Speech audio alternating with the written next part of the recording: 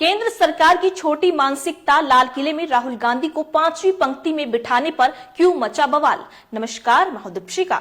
स्वतंत्रता दिवस पर जब लाल किले से प्रधानमंत्री नरेंद्र मोदी देश को संबोधित कर रहे थे और उनके संबोधन में तमाम वो तर्क थे, तमाम वो ज्ञान था, सबका साथ सबका विकास की बात थी, सबको साथ मिलकर चलने की बात थी। एक विकसित भारत 2047 में कैसा होगा, इसका एक वादा था। वैसे विपक्ष अक्सर उनके हर वादे को जुमले कहते हैं। आइए जानते हैं स्वतंत्रता दिवस पर प्रधानमंत्री नरेंद्र मोदी की बड़ी बातें।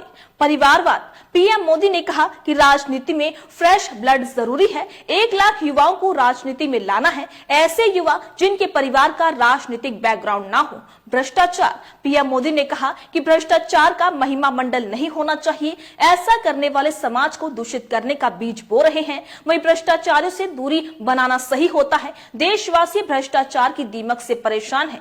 Uniform civil code. PM Modi ने कहा कि देश में सेक्युलर सिविल कोड हो, कम्युनल सिविल कोड नहीं, जो कानून धर्म के आधार पर देश को बांटता है, वो आधुनिक समाज नहीं बनाते। यूनिफॉर्म सिविल कोड से धर्म के आधार पर भेदभाव से मुक्ति मिलेगी। 1 नेशन 1 इलेक्शन। पीएम मोदी ने कहा कि देश में बार-बार चुनाव प्रगति को रोक रहे हैं। 1 नेशन 1 इलेक्शन के लिए सभी राजनीतिक दल साथ आए। बांग्लादेश हिंसा। बांग्लादेश हिंसा को लेकर पीएम मोदी ने कहा कि हिंदू अल्पसंख्यक की सुरक्षा सुनिश्चित होनी चाहिए। बांग्लादेश के पड़ोसी देश के नाते चिंता होना स्वाभाविक है। भारत हमेशा चाहता है कि पड़ोसी देश शांति के मार्ग पर चले। अब आपको बताते हैं राहुल गांधी से जुड़ा वो बड़ा बवाल जो कि चर्चा का विषय बना हुआ है। दरअसल प्रधानमंत्री नरेंद्र मोदी जब सामने खड़े होकर देश को संबोधित कर रहे थे, तब उनके पीछे एक ऐसी खबर आई जिससे बीजेपी और नरेंद्र मोदी को ज्यादा नुकसान होता दिखाई दे रहा है। उनके भाषण से ज्यादा वायरल राहुल गांधी की तस्वीर हो रही है, जो इस कार्यक्रम में शिरकत करने हेतु लाल किले आए थे। और जब उनको बिठाया गया 5वीं रो में, पीछे की सीट जो थी, उस रो में खिलाड़ियों के बीच राहुल गांधी मुस्कुराते हुए प्रधानमंत्री को सुन रहे थे। लेकिन पूरा देश इस बात को लेकर हैरान और दुखी था कि राहुल गांधी का दर्जा कैबिनेट मंत्री का दर्जा है, वो इतने पीछे क्यों बैठे, जबकि उन्हें पहली लाइन में होना चाहिए था।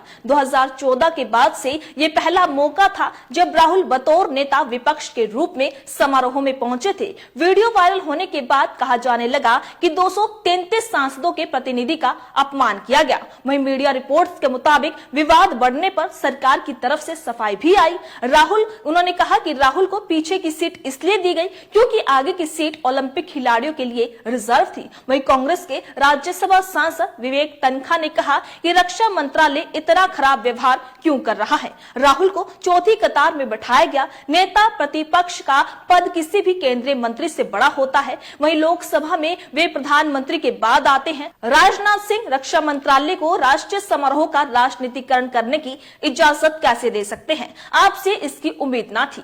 सुप्रिया शिनेत ने मोदी सरकार पर साधा निशाना।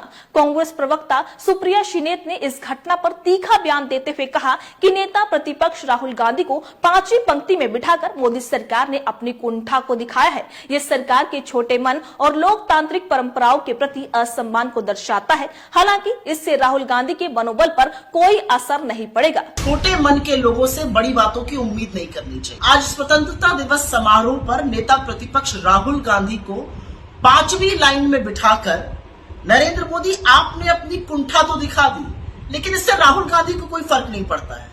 कोई फर्क नहीं पड़ता कि वो 5वीं रो में बैठे या 50वीं रो में बैठे, वो जननायक है और उसी शिद्दत से लोगों के मुद्दे उठाएंगे जैसे वो उठा रहे हैं। रक्षा मंत्रालय का आया जवाब। रक्षा मंत्रालय की ओर से इस पर जवाब आया है। रक्षा मंत्रालय के सूत्रों ने कहा कि हम हमेशा प्रोटोकॉल का ख्याल रखते हैं, लेकिन इस बार भारतीय ओलंपिक टीम के सम्मान देने के लिए उन्हें समारोह में आगे बिठाया गया है। कांग्रेस ने इस पर भी सवाल उठाए और पूछा कि जब ओलंपिक्स का सम्मान करना चाहते थे तो क्या राजनाथ सिंह, अमित शाह, निर्मला, जयशंकर और जेपी नड्डा ओलंपियंस का सम्मान नहीं करना चाहते उन्हें क्यों आगे बिठाया गया?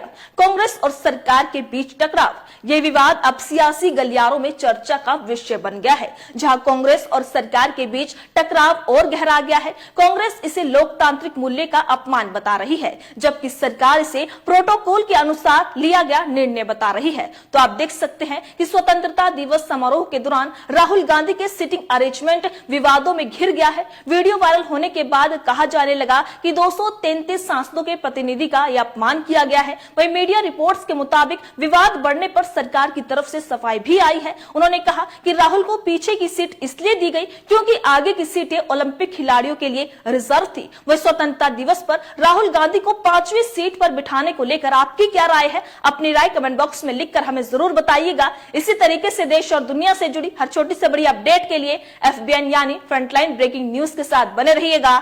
धन्यवाद।